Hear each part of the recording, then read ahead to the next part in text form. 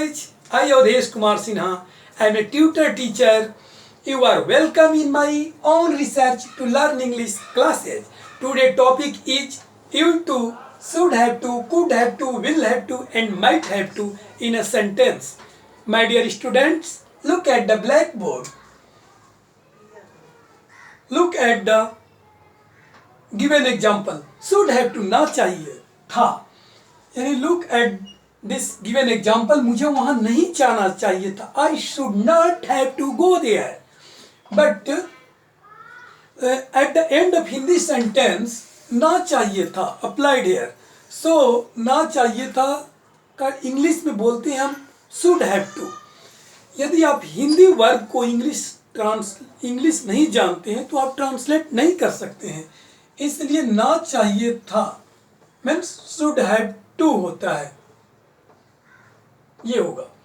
तो I should not have to go there, और not जो है इन अ सेंटेंस, किसी भी सेंटेंस में थर्ड पोजीशन पर आता है not.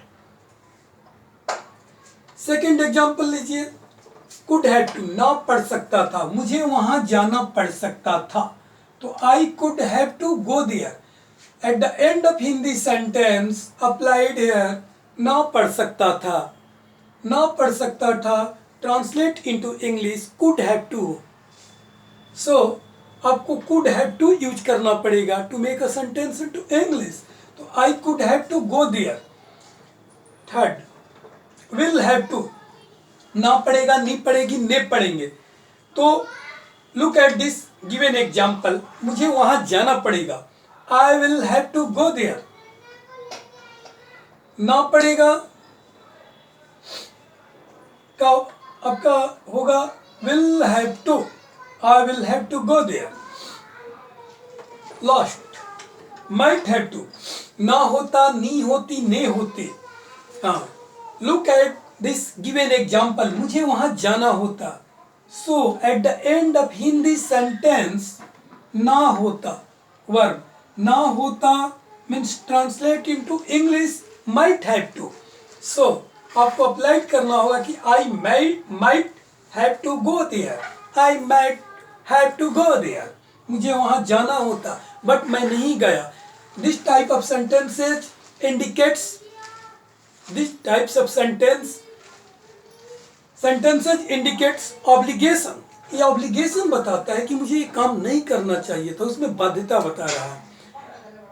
I hope you understand to watch my concepts and to make new sentences into English. आपकी एक लाइक और सब्सक्राइब हमारे लिए ऑक्सीजन की काम करता है to make a new video uploaded on YouTube on different topics. So please like, share and subscribe my video. Bye bye, see you again. I stop my speaking.